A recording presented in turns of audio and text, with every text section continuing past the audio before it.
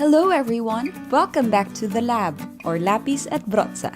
In this lab, we are going to learn and experiment with things related to watercolor, calligraphy, and journaling.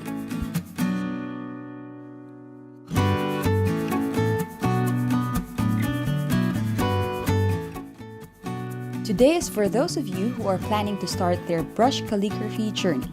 I am starting a series where I will share with you some of the ways you can start writing those pretty and fancy letters using a brush.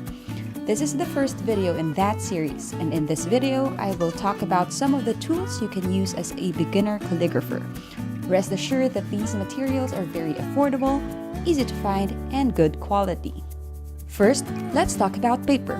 The best notebook I can recommend is the Limelight Sketchbook. You can buy it in any national bookstore outlets. The paper is thick so it can handle ink and watercolor really well. I have been using it for everything, from journaling, watercolor practice, and even taking notes. I prefer the dotted over the blank ones because the dots serve as a guide for beginner calligraphers. Another good thing is it has pockets at the back, so I can put receipts, pictures, and some items I use for my journaling.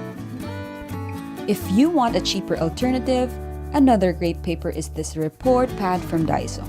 So if you have a Daiso nearby, try this pad out. It has grid lines, so it is very good for beginners.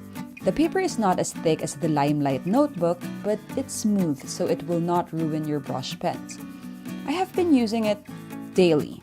If you follow me on Instagram, this is the paper I use for my daily practice. The only bad thing about this paper is it cannot be used for watercolor.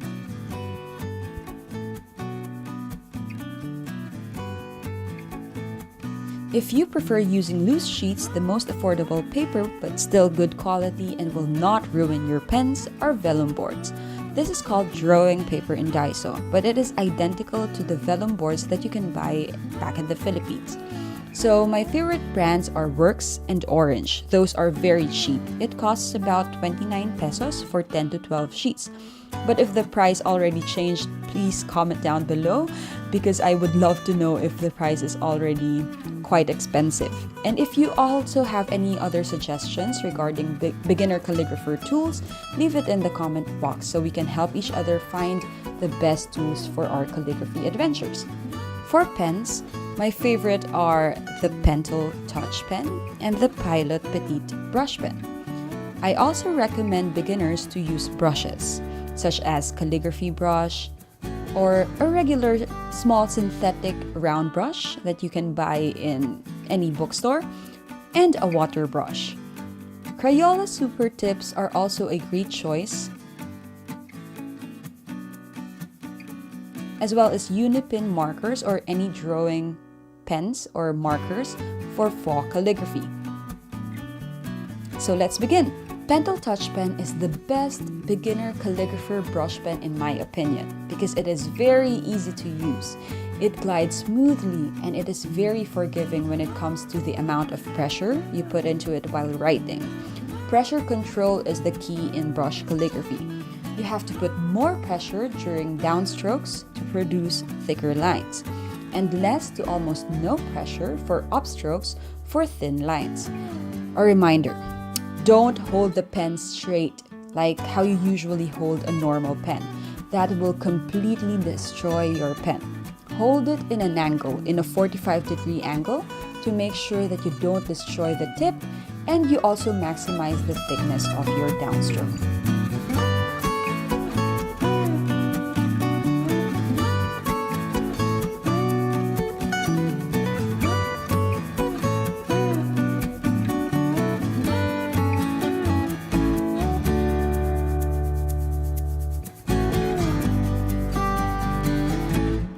Next, Pilot Petite Brush Pen.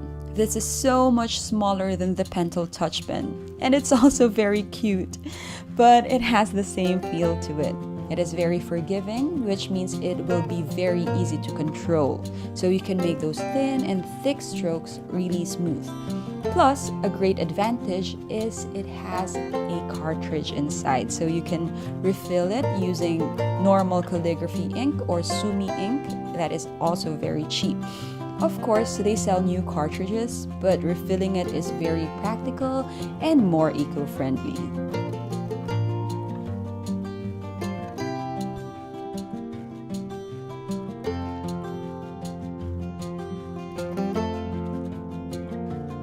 Now, let's use Crayola Super Tips. This is actually a gift from my sister. She gave it to me about 2 or 3 years ago.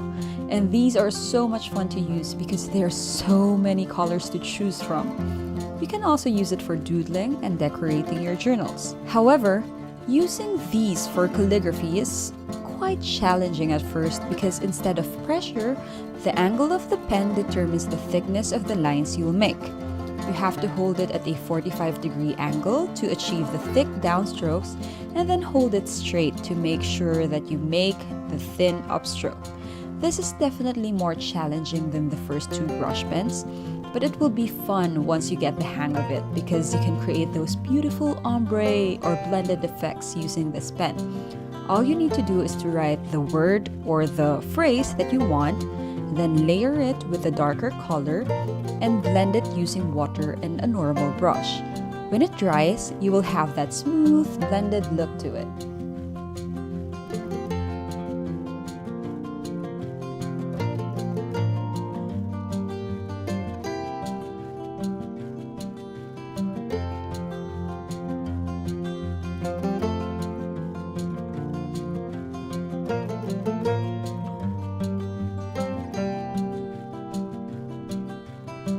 And now it's time to use brushes. And we need watercolor for that. So the most affordable and good watercolors I can recommend are Prang Watercolor Palette and Simbalayan Watercolor Cake. Both of these have been with me for 3 years and I've made a lot of my calligraphy pieces and paintings using these two. Simbalayan gives a brighter color with a chalky finish and Prang gives a deeper color with kind of a waxy finish. Let's use them both. This is an unbranded calligraphy brush I bought in Taiwan about 4 years ago, and it is my favorite round tip brush.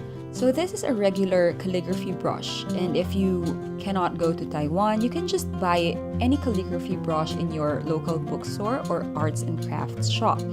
Calligraphy brushes are very good because they have very fine tips that can give you high contrast in your thin and thick strokes. It is also great because it carries water and ink well, so you don't have to dip your brush in ink or watercolor over and over again.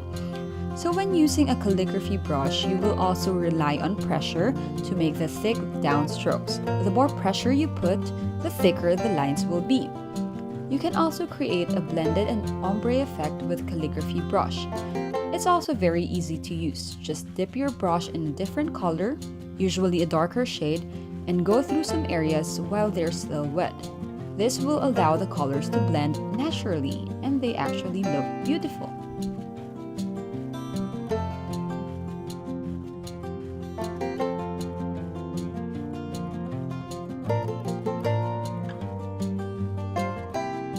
Next is a normal synthetic brush you can buy in Daiso or any local craft shop. This is one of the cheapest tools you can ever buy because a set of 6 brushes usually just costs about $1. So I recommend using a thinner brush at first, so maybe the second thinnest brush in the set, to help you get used to it first. Because using the bigger, thicker brush will be more difficult because it just soaks up too much water or ink and it can ruin your entire piece easily. So same rules apply here. More pressure, thicker lines. By the way, I've mentioned that this will be a series. So the next videos will be brush calligraphy tutorials. Next week, we will start with basic shapes or strokes and some drills you can do to develop your muscle memory. Then, I will teach you how to do every single letter in the alphabet so you can start writing anything you like. So watch out for those videos. The videos will also come with a blog post and a free worksheet that you can download from my blog. I'm really excited to see you learn brush calligraphy and practice it with me.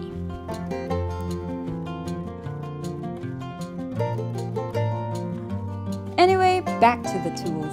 The next tool I love to use are pen markers, such as this Uni Pen marker. You can also use Sharpie Pentel Pilot or any fine tip pens you have. This is not flexible like the brush pen, so you can use this for fall calligraphy. When using this, you have to first write the word or the phrase that you want and then double line all the downstrokes. Then you have to shade it to give it that brush calligraphy effect. This might take a longer time to finish, but it is also quite easy because you don't have to worry about things like angles and pressures. The last tool is water brush. Water brushes are great for calligraphy simply because it removes all of your excuses as to why you cannot practice calligraphy or even painting outside the house, because it stores water inside the brush, so you can easily bring it and do calligraphy or watercolor paintings anywhere. So another trick that I do using water brush is, instead of filling it up with water, I sometimes fill it up with ink, so I can just practice brush calligraphy anytime and anywhere I want to. This is definitely my go-to brush when I travel. And those are the tools that you can use to start your calligraphy journey. If you know any other tools that are cheap and are easy to use, please leave it in the comment box below so others can also check it out. All the tools I mentioned are in the description box. You can start with these tools, then you can buy more and better things as you progress. Better tools make life easier, but I think developing your skills first is much more important. So let's continue working on it. You can do it! So please like, subscribe, and share this video to your friends. See you next week for more calligraphy tutorials. Bye bye!